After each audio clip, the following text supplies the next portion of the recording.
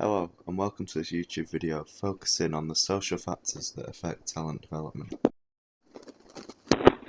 An example to start off the video would be Sean Augusto. He was a young basketball player, 11 years old, who went viral on YouTube. He was considered to be the best 11-year-old basketballer of all time. He was a very good player, one of the best players in middle school, but when he reached college, he was just putting up average numbers. He was undrafted when he went for the NBA. Sean's hard work was massive, as he does gym work every day alongside basketball. This was at just 11 years old. Due to doing this, burnout could occur.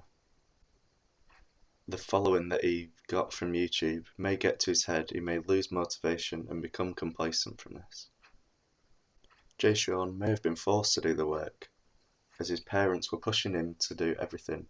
His dad was actually his coach, maybe forcing him to do too much as he wanted the limelight.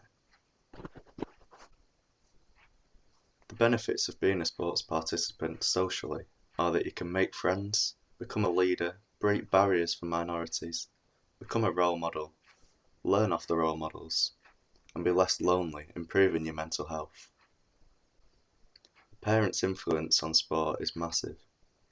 Taking the example of Sean earlier, his dad coached him, possibly forcing him and pushing him too hard. It's probably his choice to make the social media and become famous, increasing the stress on Sean.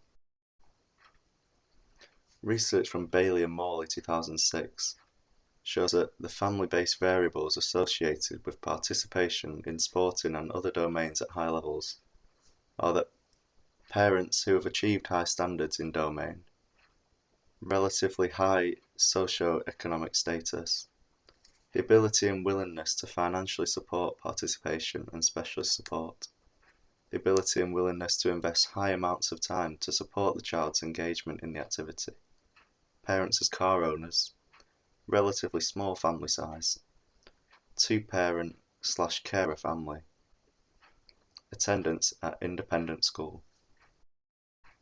The demands made on the family increase as age and level of achievement rise. For example, in cricket, the best batsmen always have the better bats, which are more expensive to buy. Therefore, poorer families who may not be able to afford this equipment may struggle. The majority of the England cricket team all came from wealthy backgrounds. Parents provide two critical resources, money and time. If you work poor, you won't have as much money. If you work rich, you won't have as much time to provide. The higher their income, the more chance of participation. For example, for those earning over $100,000, 68.4% is the likelihood that children aged 6 to 12 are playing a team sport at least one day a week. However, under $25,000, the likelihood is only 34.6%. Parents that are involved as a non-playing role, the child has an 89% chance of playing the sport. If the parent was a player, they have a 66% chance, and if they weren't involved, it's 50%. This shows the influence that parents can have on the child. The birthplace effect has a big impact on whether children will be participating in sport. The optimal city size for athlete development is between 50,000 and 100,000. Players from areas less than 2,500 people significantly disadvantaged. The best odds of becoming elite in golf were if they were born in a city with a population between 50,000 and 100,000. The worst odds were if the city had a population of more than 1 million.